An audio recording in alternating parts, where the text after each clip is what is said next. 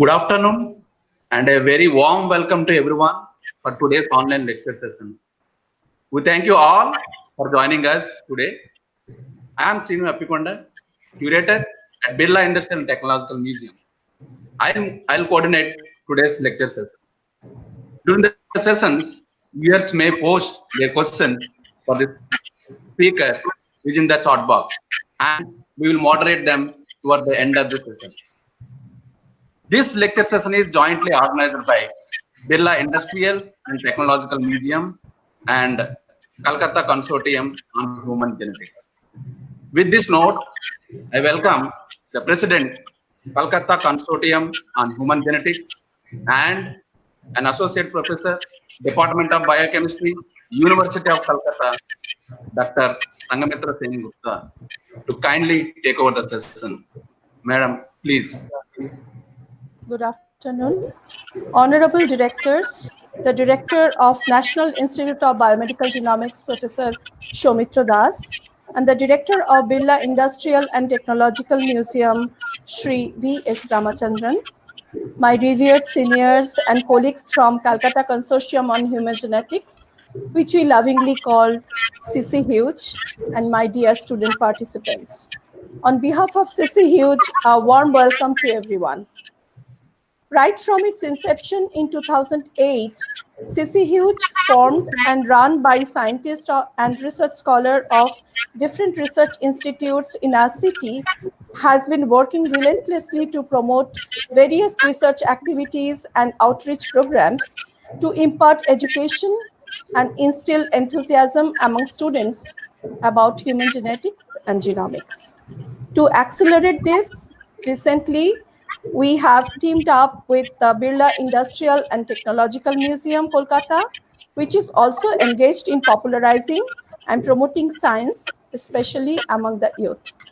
As a part of this collaboration, today's webinar has been organized, and I'm grateful to the Director of BITM for encouraging collaboration with CC Huge.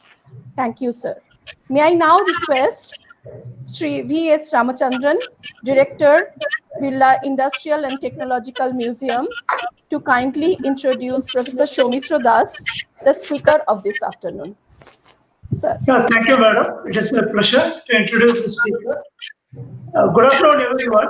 I am sure that you are all aware that this year's Nobel Prize in Physiology or Medicine has been awarded to Doctors Harvey J. Alter, Michael Hutton, and Charles M. Rice for the seminal research on Hepatitis-C virus. Today, we shall learn from Professor Das how their landmark work has contributed to the fight against blood-borne hepatitis, a major global health problem. Professor Soumitra Das, the Director of National Institute of Biomedical Genomics, is an eminent virologist. Professor Das is also a professor in the Department of Microbiology and Cell Biology of the prestigious Indian Institute of Science, Bangalore, where he coordinated the functioning of the Center of Excellence for Research on Hepatitis C virus. The team led by him was successful in the development of a vaccine for hepatitis C using a mixture of virus-like particles. In addition to making remarkable contribution in understanding the intricate regulations of transcription and translation of hepatitis C virus, Professor Das is also elected fellow of all the major Indian science academies, namely the Indian Academy of Science, the National Academy of Science India, and the Indian National Science Academy, and a recipient of all major national science awards. He is also elected member of several international acclaimed science societies. May I now request Professor Soumitra Das to deliver his lecture on discovery and landmark studies on hepatitis C virus. The forum is open to you. Welcome, sir. All right. So, am I audible? You can hear me? Can you hear me? Yes, sir. Yeah. Yes, sir. So, yeah, thanks to the organizers, particularly the Calcutta University, the Center for Human Genetics, the CC Huge, as Sangamitra said, And also, it's a great pleasure to come back to BITM, Birla Industrial and Technological Museum, after 43 years. It so happened in 1977 when I was a student of class 11. I was studying in the St. Xavier's School. At that time, it was actually used to call St. Xavier's Higher Secondary Unit. And I was actually participating in one science seminar, national science seminar organized by BITM. So, and then after I stood first in the Calcutta sector, I was actually representing in the interstate competition. And 43 years back, BITM, actually, I remember Bakchi was there, but I don't remember the curator at the time. They imbibed the biology in me. And it's because, and I still remember the topic was important discoveries in genetics. And, I'm just talking about 1977, and genetics was actually a new concept. And with that, actually, when I came back to the our college, I was not having biology. So my we used to call Father Hink. So he was the principal. He said, "How come you are just giving a seminar on genetics and you are not having biology?" So that's I think the turn of my life, and I have taken up biology, and now almost now reaching 60 years, actually now I'm in an institute where we practice genetics day and night, actually more on the human genomics. So I'm really indebted to the Birla Industrial and Technological Museum that 43 years back, what enthusiasm they have given me, and actually that helped me to carry on my career all the way here. And the school students, this is definitely, I would like to emphasize that this is essentially the Birla Museum have been doing it from my childhood days, as they said that they completed 60 years. And I'm very proud that for the Indian school children and others, they're doing a huge contribution to impress upon into the science, not only in biology, but in the other streams in the multidisciplinary areas. So with this note, now I would like to start my talk. Let me share the screen.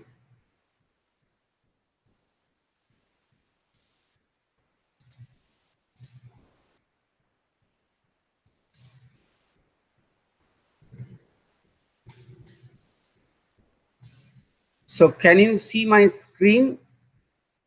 Can you see my screen? Yes, sir, it can be seen, sir. Yes. All right. Yes. All right. It's all. Yeah. Seen. So I essentially, as I told you, that I have learned that how to impress upon the school children when they are young to the area of science. So that's why I also made it very popular lecture, but some of you might get bored. But anyway, I think you please bear with me. So I'll start with the historical perspective before we really land up with hepatitis C. So the term hepatitis is as essentially thought long back in 3000 BC, where Sumerians, they used to call liver is the home of the soul, and jaundice is the attack on the liver by a devil named Azahu. And in 400 BC, Hippocrates, actually there's a mention that the bile contained in the liver is full of phlegm and blood and erupts. After such an eruption, the patient soon raves, becomes angry, and talks nonsense. Between 17th to 19th century, the jaundice epidemic was very common in the military men and the civilians. In fact, actually, in the civilians, particularly in the French camp, it was actually found that they used to call jaundice de champ, or yellowing of the camps in the battlefield of jaundice. And in the Greek clinicians, they named it as an icteras, which is the yellowish discoloration of the skin. And the myth was that if somebody develops this kind of yellowish discoloration of skin, they should go to the forest and sight the bird, which is the Icteras glabella. And sighting this bird will actually cure them of jaundice. So all these things were actually going on when in 1965, Dr. Bloomberg, he was actually trying to understand the correlation or the genetics of the disease susceptibility among different parts of the world, and he ended up with an antigen, named it as an Australian antigen. This antigen was actually later on identified as the hepatitis B antigen. So in 1965, and then I think Bloomberg got it the Nobel Prize in 1976. So as you know, all of you know, hepatitis can be actually due to alcohol, due to autoimmune disorder. It could be because of non-alcoholic steatohepatitis. It could be because of the toxins and other infections, because of the medications and the drugs. But mostly this is contributed by a range of alphabets: hepatitis A, B, C, D, E. I always call F could not really sustain, it failed. So hepatitis F you don't see, but then there is hepatitis GB virus. And there are some other viruses can also contribute to viral hepatitis. Those are called non-hepatotropic viruses. Now, if you look at this viral hepatitis and all these A, B, C, D, E, and G, they are mostly all single-stranded RNA virus, except the one that is with the partially double-stranded hepatitis B virus. And you know, hepatitis D also, it's called a viroid. It needs a satellite virus, hepatitis B, to actually infect and sustain. Now, hepatitis C is essentially was discovered in 1989, and almost similar time in 1991, I landed up in UCLA. I was actually working on poliovirus, and then we switched over to hepatitis C because suddenly NIH funding moved from polio to hepatitis C. Now, in 2007, a study showed that actually hepatitis C, it's actually a silent killer, and it actually infected more than the HIV patients. As you see in that particular area year, it was 15,106 compared to 12,000 for the HIV cases. Now, what is hepatitis? Now, in hepatitis C infection, actually 15 to 25% cases, they can self-resolving. But 75 to 85 cases can actually land up into establishing a chronic hepatitis. And of that, 20 to 30% can cause cirrhotic. And of that, 2 to 7% can end up with the hepatocellular carcinoma or end-stage liver disease. Now, this can be, the hepatitis C can be actually passed on to others by injecting the illicit drug. It could be the high-risk behavior in the past. It could be because of the blood transfusion. Hemodialysis is actually before 2000. All the people were not screened. The blood donors were not screened for hepatitis C. So unfortunately, a huge population got hepatitis C. They don't even know, because sometimes it takes 12 to 17 years to show up. So they are actually carrying the hepatitis C virus, and there was no test available in 2000 to check whether the blood donors are actually carrying this hepatitis C virus or not. So over the years, I mean, since its discovery, people have seen that it is really spreaded all over the world. And as you see, there are several genotypes and several subtypes. There are 7 genotypes and 62, and actually it's keep growing, subtypes. And because of so many genotypes and subtypes, and you know, this is because of the mutations that happened due to RNA-dependent RNA polymerase, which is not very a good student. It copies, but it copies wrong, and that's how it ended up incorporating mutations in the genome. And if the genomes are actually sustained, then it becomes a genotype, and that's how the complications are. Now, coming to the discovery of the hepatitis C virus, 3 people were actually awarded Nobel Prize this year. They are the Harvey J. Alter, Michael Houghton, and Charles M. Rice. Now, what is their contribution and why they were awarded? I would like to somehow touch upon. Now, as I told you that hepatitis, the concept was very old, and hepatitis B was actually discovered in 1965. But people were still observing that there is a virus which is not a hepatitis A virus, not even a hepatitis B virus, but it still causes hepatitis, and people have no clue why it actually, what kind of organism it is. So Harvey Alter, what they did, they have actually taken the serum from a person who is infected from acute and chronic patients and taken that serum and injected into chimpanzee. So when they injected the chimpanzee, and the chimpanzee developed into a viral hepatitis. So that was the clue that it actually ends up, and remember, this serum was already screened for hepatitis B. That means this serum did not have hepatitis B or hepatitis A, but still it could cause hepatitis in chimpanzee. And that's how the identification, or actually the first observation by Harvey Alter, who showed that the chronic infection of this is non-A, non-B viral hepatitis is actually, it is sometimes more frequent than hepatitis B. It was named as non-A, non-B until then. And this non-A, non-B could transmit the disease to chimpanzee. And another thing they just found, that the virus is actually somehow coated with the lipid. So that means somehow it actually needs lipid, or it uses lipid for its propagation. So these are the things, and its size was actually 30 to 60 nanometer that was reported by Harvey Alter. But then actually Michael Houghton came, and this is around 1970, when he actually showed that this is not 70, it's actually much later than that. So it's actually, they showed that this infectious agent, if you actually isolate the serum, pellet it, isolate the DNA and RNA, and then make a shotgun library in lambda GT11. So this is essentially a library, a cDNA library, where you can express the proteins. And that expressed proteins were probed with the antibody collected from a patient who has non-A, non-B viral hepatitis.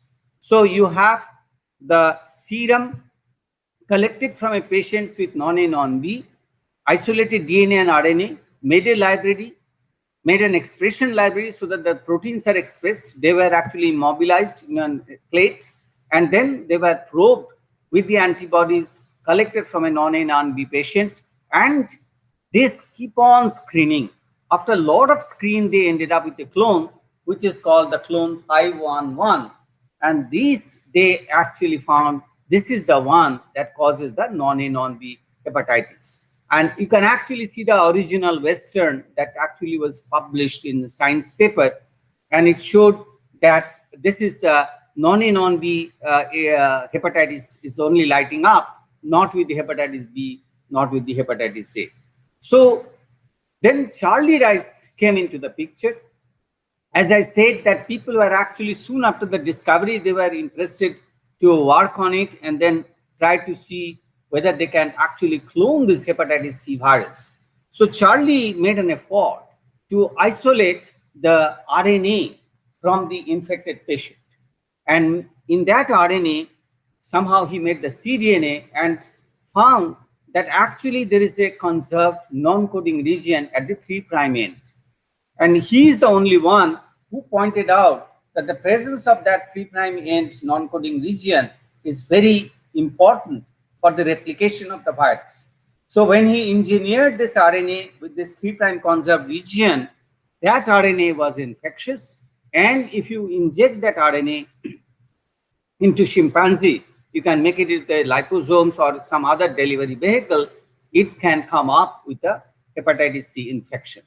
So this was a landmark discovery, I will say it, because that is first time we could reproduce the infection from a viral RNA. So, and Charlie showed that this infection, now if you take out the serum from chimpanzee, isolate the RNA and infect it into a cell culture, and he was actually using human hepatocellular carcinoma, or HUH7. Actually, he made it HUH7.5 to be more precise. and showed that this particular infectious RNA, if you just add to this cell culture by the liposomes or some other vehicle, this can replicate in a cell culture. Why it is so important? Because we already know that this is a virus, and this virus is an RNA virus characterization and everything was common. But cell culture is very important so that actually we can go ahead with the research and understand the biology of the virus. So to actually summarize this part, so all it was a discovery of a non-A, non-B viral hepatitis.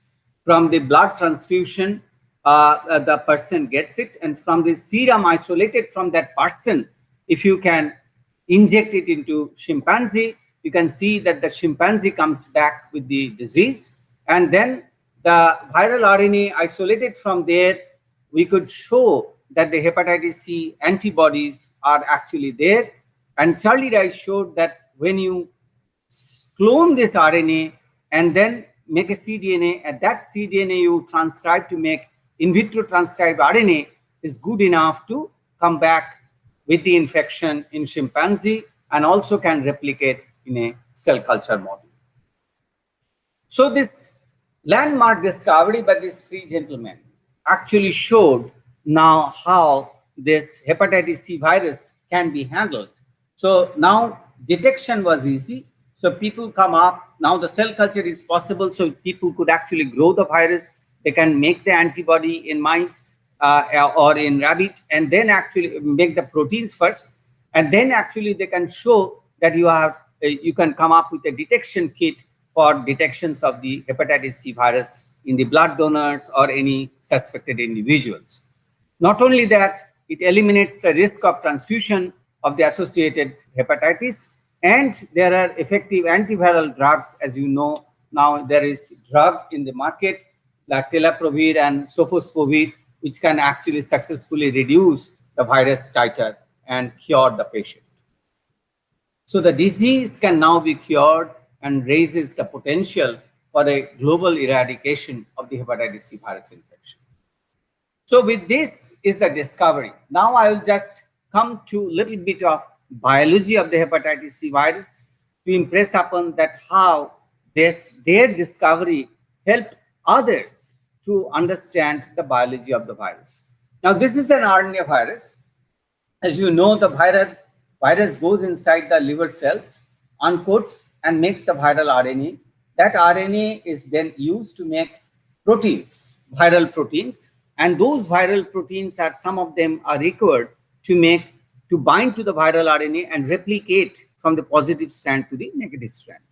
And the negative strand is then used more and more as a template to make more and more of the positive strand, because the positive strand is the one that will be packaged inside the virion, which we call virion assembly, and then finally releases out and then infects the neighboring virus.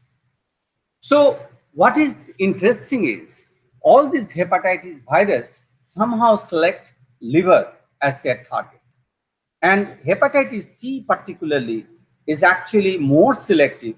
They select the hepatocytes within the liver and not the neighboring cells such as the stellate cells or the Kupffer cells. Now, it is something intriguing because hepatocytes are occupying almost 80% of the cells, but there are endothelial cells, there are stellate cells, there are Kupffer cells, they are spared. So I can actually visualize something like an intruder gets into a house and they exactly know where to go within the house, to go straight to the kitchen and make use of all the vessels within the kitchen to make palatable food.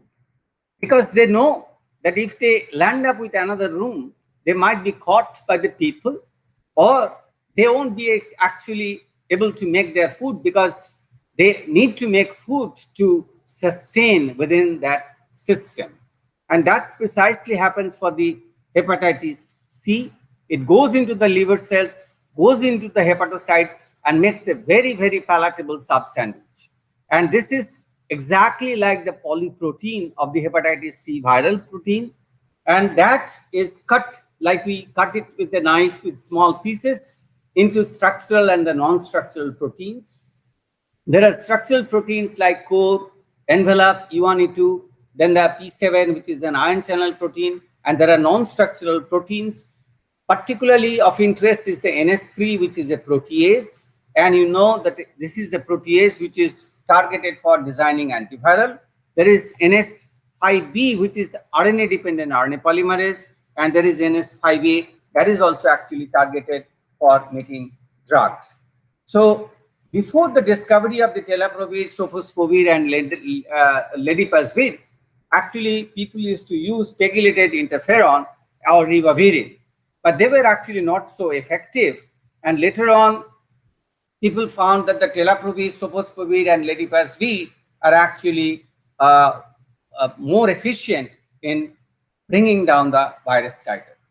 But any drug will always have some problem with the specificity, and particularly for the hepatitis C, there is so many genotypes. I told you 7 genotypes and 62 subtypes. So it is very important that you keep on looking for alternative, because there are chances of not being successful to eradicate the virus, and there are emergence of the drug resistance. There are mutants which actually keep growing, and there are additionally therapy associated limitations with the drug. So people keep trying to see whether we can have better and better drug to really eradicate this virus from the world. Now I'll just highlight a little bit of our work, what we have been doing. Now in our lab, we have been working on protein synthesis. Now, as we know that in general, the cellular proteins, they have a mRNA which is capped at the 5' end.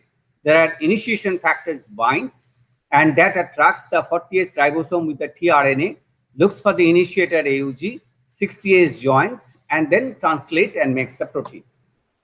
But strangely, in the hepatitis C virus, there is no 5' cap structure at the end of the viral RNA.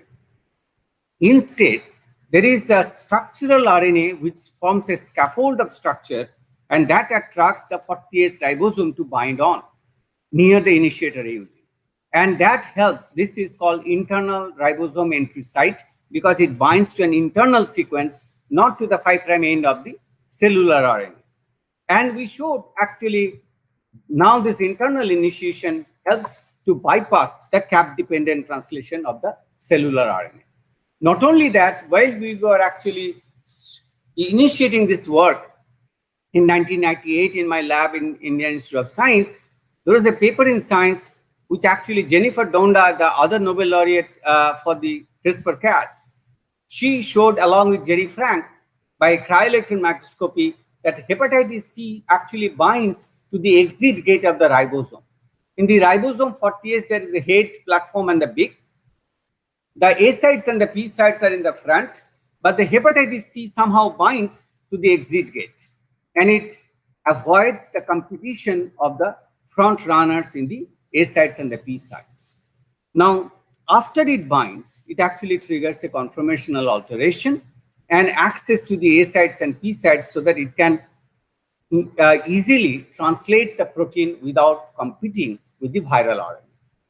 Since this was unique and fundamentally different, we wanted to understand which all ribosomal proteins are actually involved into these interactions of the viral RNA with the ribosome, which all host factors which are involved into this interaction, and which all viral proteins which regulates this process of translation. And over the years, we have been working on it, and we are trying, since it is unique and fundamentally different, is it possible that we can target it to design selective antiviral? And you know, we have been reading that there are so many antibiotics which actually affects the ribosome and the bacterial RNA translation, interaction and translation inhibition. So here we have proposed that if you use an RNA, small RNA, which can block the exit gate of the ribosome, which can prevent the viral RNA interaction with the ribosome, then we can achieve the translation inhibition. In fact, one of my first students, he showed that this small RNA can block the viral RNA interaction with the ribosome, and we can win the race by inhibiting the viral protein synthesis. And since it is binding to the exit gate of the ribosome, it doesn't really interfere with the cellular RNA translation. So now this whole process is actually mediated by several proteins. It's not so easy. There are several proteins which are actually nuclear protein. They come out from the nucleus to the cytoplasm and then helps in the virus to translate this whole thing. So, and we have shown that this protein comes out, their affinity changes towards the viral RNA. So they forget about their cellular function and they started like a hijacking conditions helping the virus. So that's how it has been going on. So I actually told my students, it looks like a tug of war between the host cell and the virus. There were several proteins we have shown. One of the proteins we recently showed, that HUR protein, which helps the virus to actually tilt the tug of war. And then there is a microRNA which prevents that. It looks like that there is something which can still work on it. And this is one more protein which we call human LA autoantigen or LA protein, which is something like a Ola on the roads, which can always tilt the story on your favor. But again, all these things are actually under the traffic light. And I consider that the traffic light is nothing but the phosphorylations or PTM. It's like a post-translational modifications of the proteins, which decides the affinity of these proteins, whether to bind with the viral RNA or to bind with the cellular RNA, whether to help the virus or whether they should continue helping the host. And that's essentially we are trying to understand. So overall, it's like an orchestra, and hepatitis C is actually tuning this orchestra, and everybody is dancing with that tune. There are proteins like HUR protein, PTB protein, LA protein. They binds to the 5' UTR or 3' UTR. I'm not getting into the details. And there are microRNA and long non-coding RNA, which actually helps in this orchestra. And the whole thing somehow manages how the virus can successfully translate their RNA, avoiding the competition, establish chronic infection within the liver cells. So over these years, we have been showing that what all the viral proteins, microRNA, or the long non-coding RNA that are involved into this. As I told you that we showed LA, PTB, HUR, which has nuclear proteins and also helping in viral RNA translation replication. We talked about the microRNA 122, microRNA 125B, and there is a long non-coding RNA very recently we have showed, which is called HALK, and this is heavily expressed in the liver cells. Actually, in collaboration with Dr. Shoma Banerjee's lab in IPGMER, we showed in the tissues also this HALK is highly upregulated in the hepatitis C infected patient. We did some RNA sequencing as well, and we showed that this HALK is very important, and it is specifically upregulated in the cirrhotic liver or in the hepatocellular carcinoma liver. And then we tried to understand the biology, how a long non-coding RNA. Remember, people used to write it off that long non-coding RNA does not have any function. But over the years, we have learned that long non-coding RNA actually could be the game changer. The small one, the microRNA, and the long one, the long non-coding RNA. The non-coding RNA could actually be the game changers. And we showed that how the HALK gene is actually modulating the viral infection, and also in terms, HALK is regulated by the microRNA 122. And I'll just show you with a cartoon that how hepatitis C virus actually plays the game within the liver cells. This is a game between your Tom and Jerry or Minnie, and you can see how the spike can also come and then help this and ultimately win the race, because what happens, the HALK regulates the viral infection. This is a proviral. At the same time, HALK is being regulated by there are microRNAs and other proteins which sequesters HALK, and HALK again helps the virus to propagate from one cell to the other cell. a single long non-coding RNA can do triple function to actually establish chronic infection in the cells. So this is something which is very important. I'm just showing you the cartoon because I just believe that when people do research, they should visualize actually what is going to happen. If you don't visualize, if you don't know why you are doing, then it's actually very difficult to motivate ones. Now, all these experiments and all these leads that we obtained was very difficult to prove it in an in vivo situation because we don't have any mice model for hepatitis C. So we collaborated with a laboratory in Japan who has humanized mice. So these mice actually harbors human hepatocytes, and since they are harboring human hepatocytes, they can be infected with the hepatitis C virus. In that system, we have actually tried our antivirals. And as you see over the years, although we started the lab with a simple translation of the viral RNA and ended up doing a whole bunch of translational work and showed that how the small RNA, as I told you, can inhibit the viral RNA interaction with the ribosome. I talked about a protein called La protein, and we showed that if you just take RNA binding motif of the La protein, make a small peptide. This we did it with Dr. Siddhartha Roy at the IIC. At that time, he was in IICB Kolkata. We solved the structure, enema structure of this beta hairpin structure of this peptide. We showed that if you add 6 arginine residues, this peptide can go inside the liver cells and inhibits, like a surgical strike, it can inhibit the hepatitis C in the liver cells. We showed some other peptide like a NSC protease. This is a viral protein that also binds to viral RNA and regulates its translation replication switch.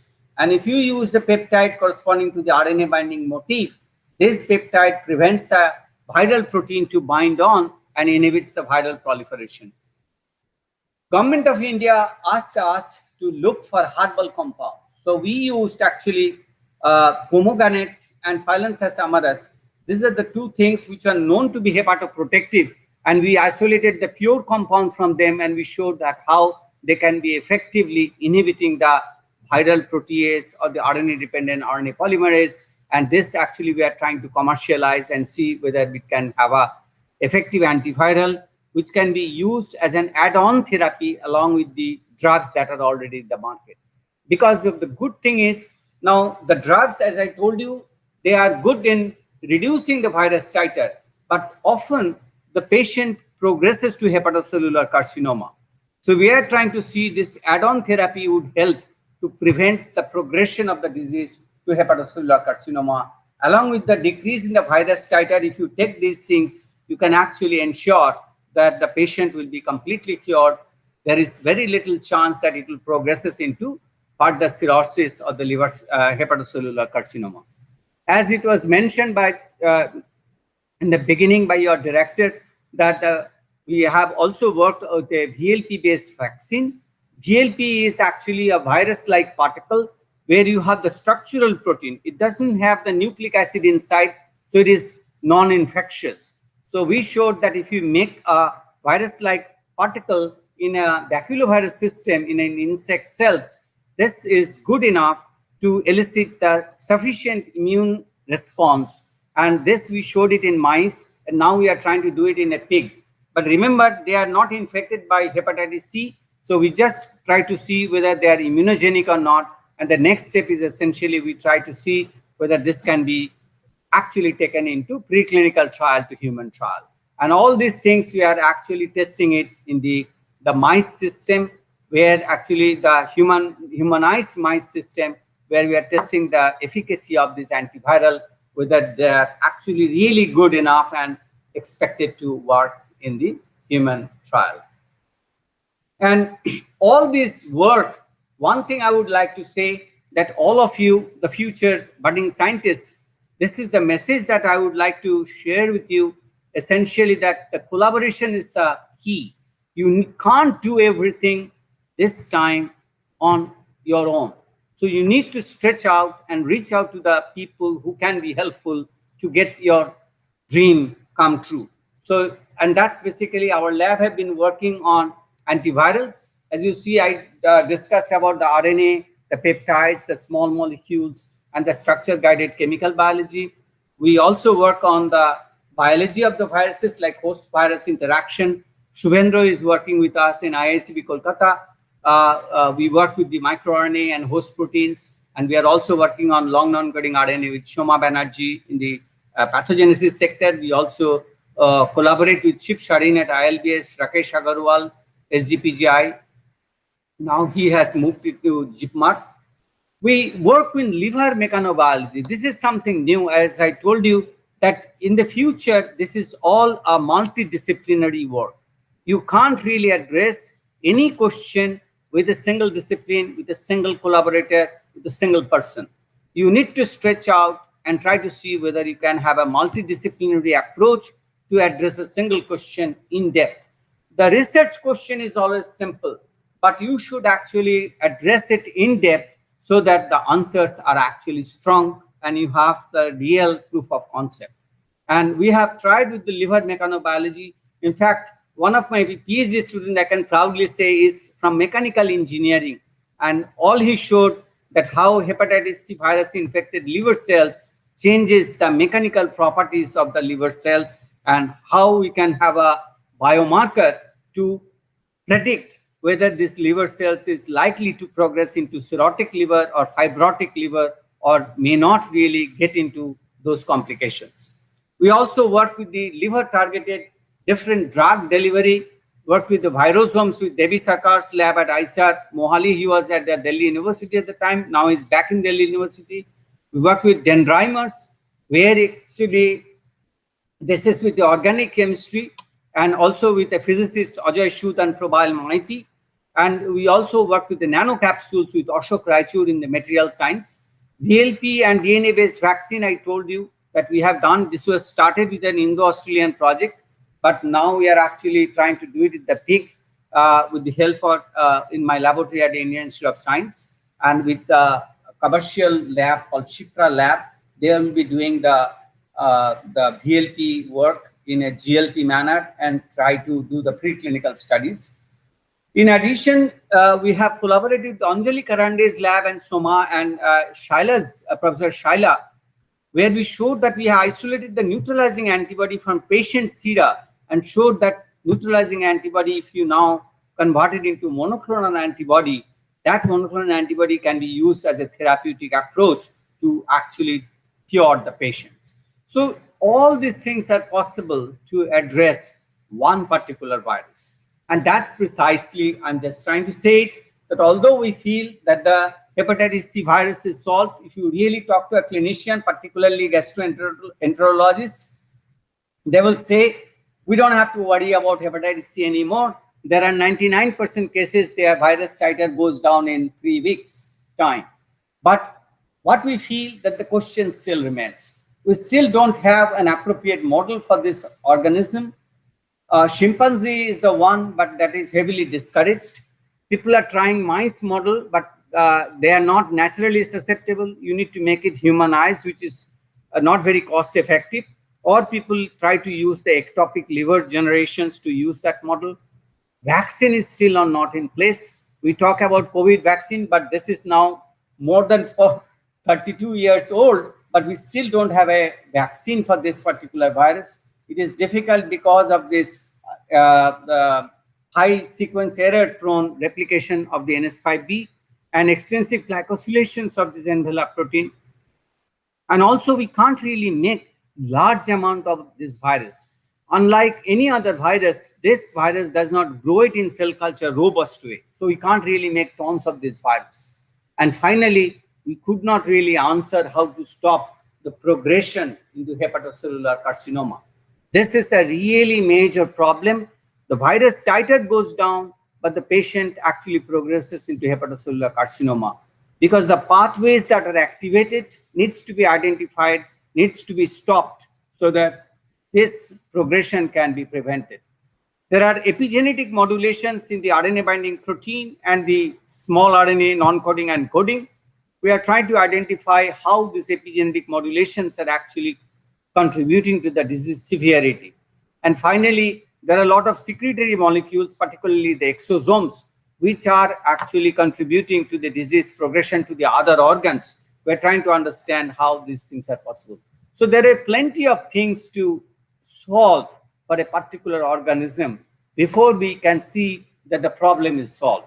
And I was actually congratulating Charlie after he got the Nobel.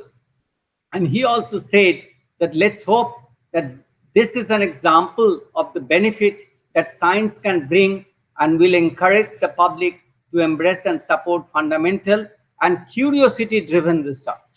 As we are in the midst of the experiencing with the ongoing pandemic, there are many challenges ahead.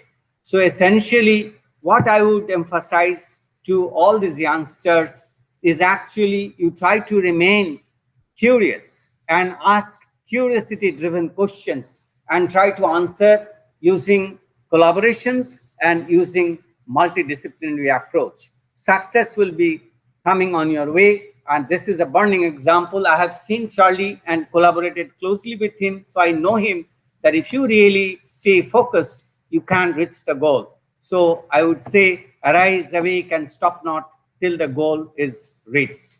And with that, I would like to conclude. Thank you all. This is my present lab. As you know, my major lab is at the Indian Institute of Science, but in NIBMG also we have now recruited 3 postdocs who started working on hepatitis-C virus and COVID research, and we will continue contributing in the field of research and then actually, as I told you, to answer our curiosity-driven questions. Thank you all. Thank you.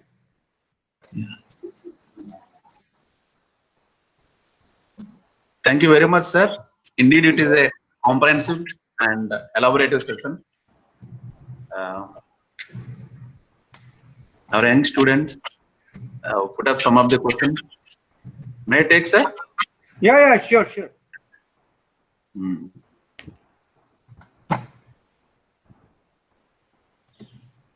Biswas Pandit wants to know, is there any particular drug that has been found or manufactured that can be used against all genotypes of the virus? No, there is no pan-genotype as such, but there are tilaprevir and bosiprovir.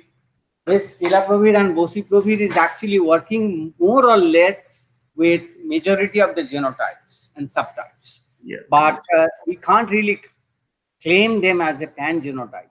Yeah. People are trying, but there are claims like Lady Pasvir, people are saying pan-genotype, but now people saying some of the subtypes, the response is not so good.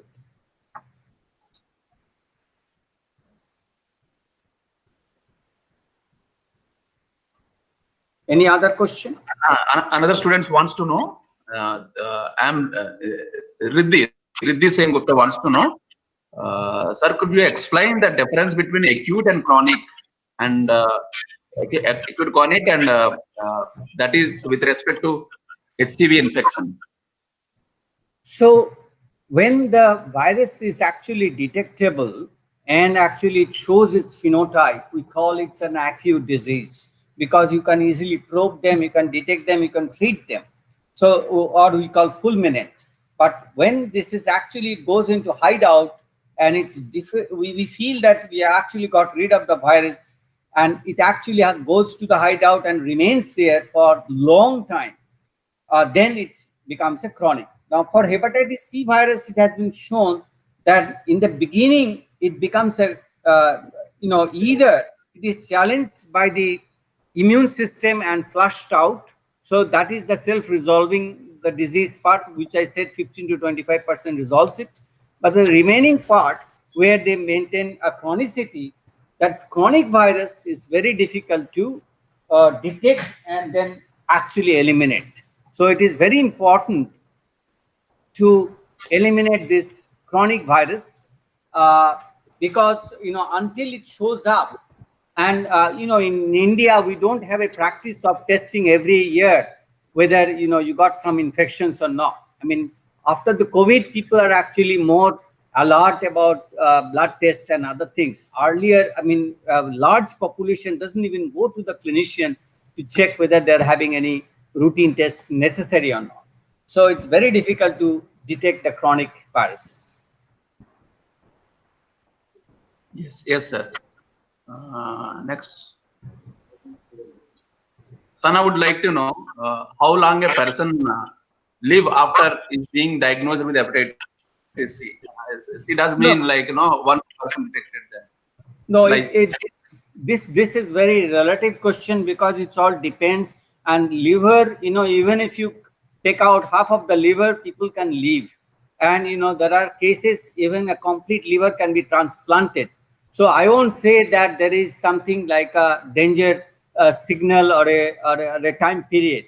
So it all depends on genetic determinant, predisposition, and other comorbidity.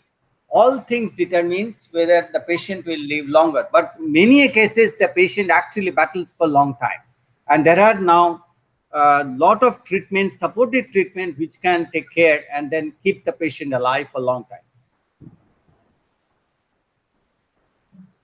yes, sir. Now, next, Kausik Mitra wants to know: are there any approved vaccines now or over the horizon for the HPV, as there are vaccines for hepatitis A and hepatitis C? Say it again, please. So he wants to know, like, there are vaccines for hepatitis A and B. Similarly, that the vaccine is available for HCV. C, No, hepatitis. hepatitis C, there is no vaccine available so far. People have been trying it, but none of them are actually gone into phase 3 so far. Okay.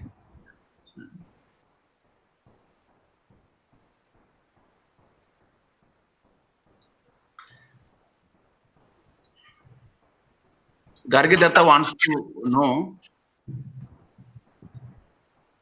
how can we overcome the problem of hepatitis C transmitting during the window period among the blood donors?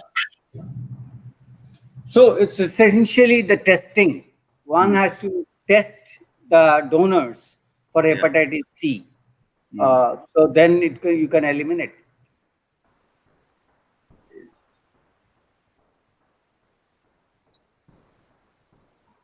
Swapnamay Chakrabarti, next question is from him. What is the window and incubation period of hepatitis C? If a disease is somehow be detected in window, I think similar kind of question. I think you answered So it already. actually, so the window is 12 to 17 years. It can be as late as 17 years. Okay, 17.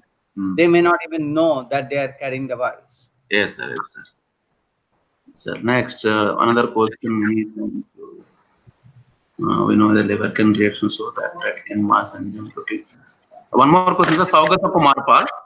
We know that liver can regenerate, so can't we treat it with RNase enzyme to treat the infection? RNase enzyme. Yes, to sir. treat We can do it in vitro, not an in vivo situation. That is thing, sir, and questions are there, but have time, sir. A couple of things like which may be very we come across this lot of questions by our students like this. I think happens to be positive stand RNA virus and SARS-CoV-2 as well, positive sense RNA virus. So, do positive sense RNA virus have advantage over other viruses means to cause in terms of like virulence? So it's not that. I think if I reframe the question, see, the main problem with the RNA viruses is the faulty enzyme of RNA-dependent RNA polymerase. The RNA-dependent RNA polymerase actually have a tendency of incorporating wrong bases. And since it is faulty and they don't have the proofreading, so that's how there is mutations. And if the mutations in a hotspots or a wrong pocket, then it can alter the epitopes and the immunogenicity. So it may not be, it can bypass the antiviral, it can bypass the antibody response, everything can be bypassed. So that's how we are actually fighting so much with the RNA viruses. Yes. In general. Yes. That is common between COVID and hepatitis C or chikungunya, anything if you think about. Yes, yes, that is the. So similarly, you have mentioned your one of the slides that like this positive of the hepatitis disease, so many factors like genetic, metabolic, or autoimmune. Like from these all these factors, actually autoimmune very common we hear. Autoimmune with this hepatitis, actually what it does, sir, for the students to understand actually how.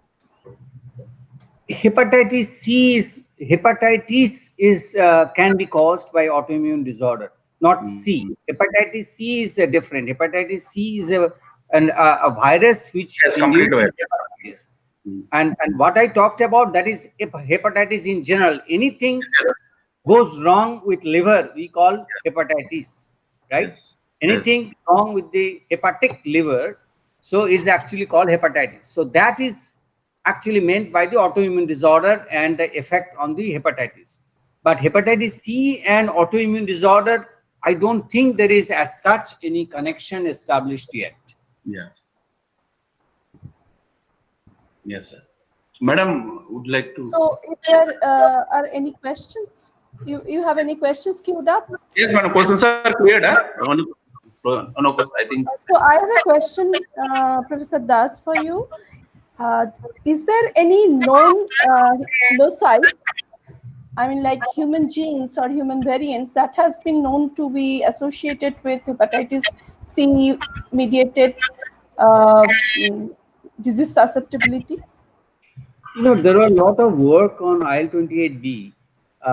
People used to say that can say the susceptibility, but they became later on couldn't really sustain. I mean, if you really ask Sridhar Chinnasamy, he will say lambda 4 is one of them.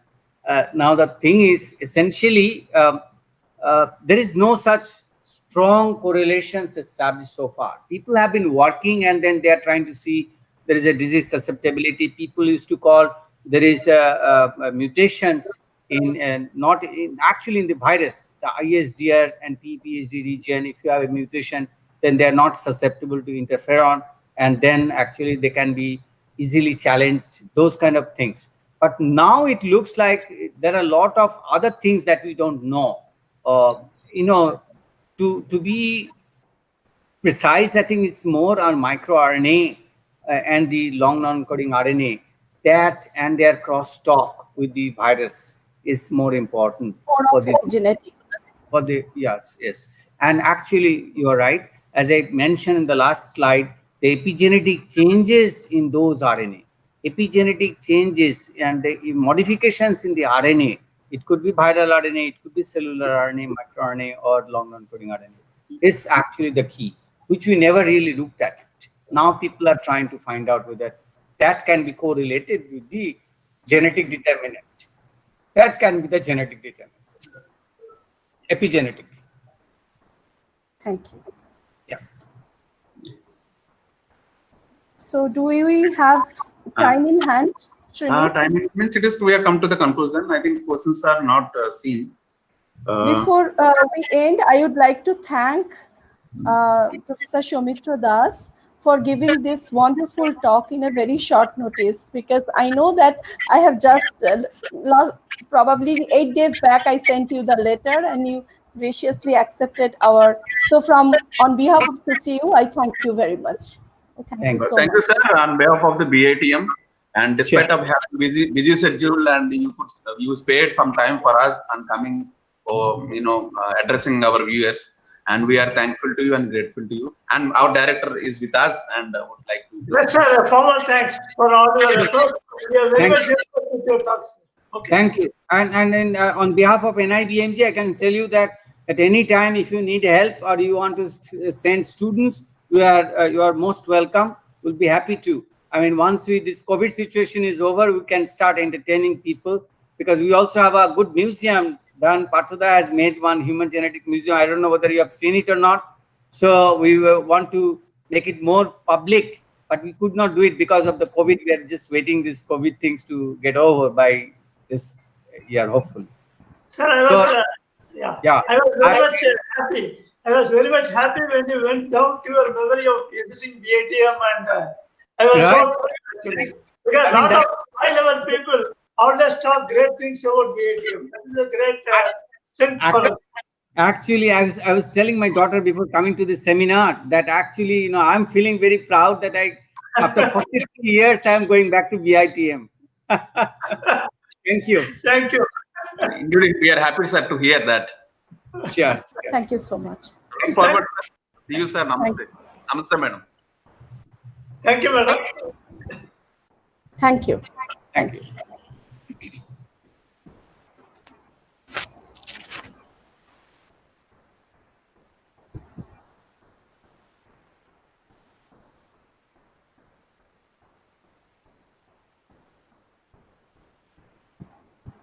So the meeting is over.